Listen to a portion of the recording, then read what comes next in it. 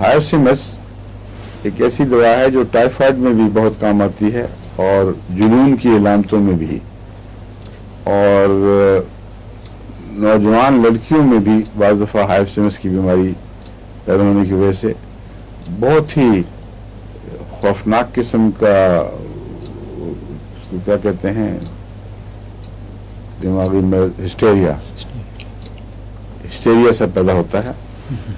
اور دو تین علامتیں بڑی نمایاں ہیں اس میں.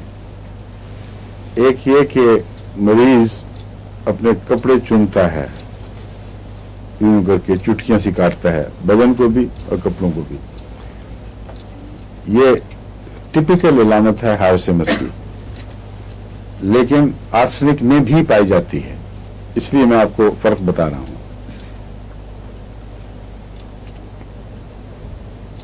آرسنک میں جب یہ پائی جائے تو لیسیویس تھاٹس ایکسپریشنز نہیں ہوتے، یعنی شہوانی باتیں مریض نہیں کرتا، نہ اس طرح دماغ جاتا ہے.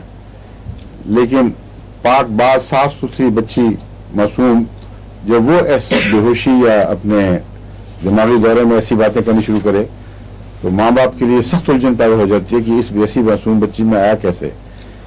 اصل میں وہ اس کی طبیعت کے غم کی وجہ سے نہیں بلکہ سوزش کی وجہ سے خیالات پیدا ہوتے ہیں. متعلقہ اعضاء میں اگر سوزش ہو تو بعض سوزشوں کے نتیجے میں وہاں ایسی ٹاکسن پیدا ہوتی ہے جو دماغ کی طرف خون کے ذریعے منتقل ہو کے وہاں ویسے خیالات پیدا کر دیتی ہے. تو اس ایسے مریض کی ایسی باتیں اس کی روحانی بیماری کی علامت نہیں ہے، جسمانی بیماری کی علامت ہے. یہ آرسنک میں ہے جی؟ نہیں، ہائرسیمس میں.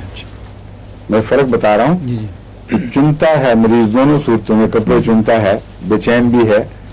ہائرسیمس کا مریض بڑا بے چین ہوتا ہے.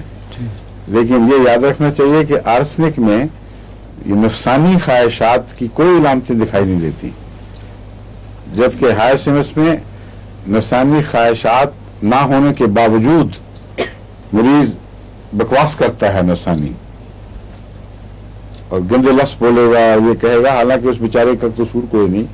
مرد ہو یا عورت دونوں میں پایا جاتا ہے، مگر عورتوں میں یہ بیماری زیادہ ہے.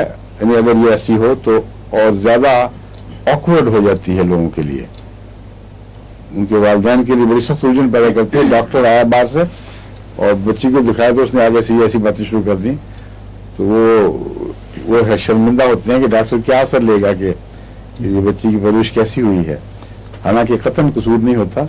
اس لیے بہتر یہ ہے کہ ہومیوپیتھی ڈاکٹر کو بلایا جائے، وہ فوراً سمجھ جائے گا. لیکن ایلوپیتھ کا کوئی پتہ نہیں، وہ خام خواہ کی ہسٹری بنا لیں ایک کوئی. ٹھیک ہے نا؟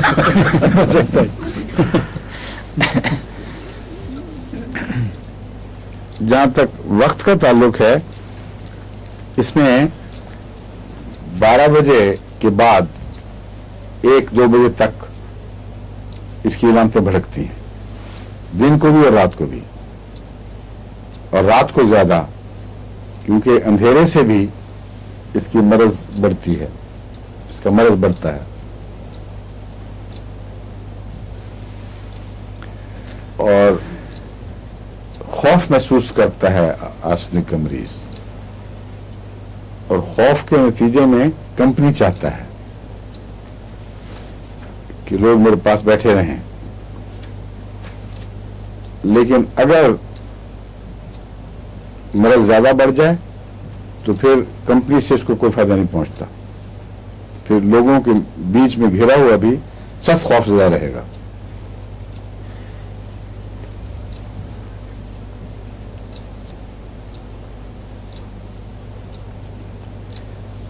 اس کے مرض میں بعض دفعہ ورمیں پیدا ہوتی ہیں، کیونکہ گردے سے بھی اس کا تعلق ہے، اور بعض جگر وغیرہ سب کے اوپر کچھ نہ کچھ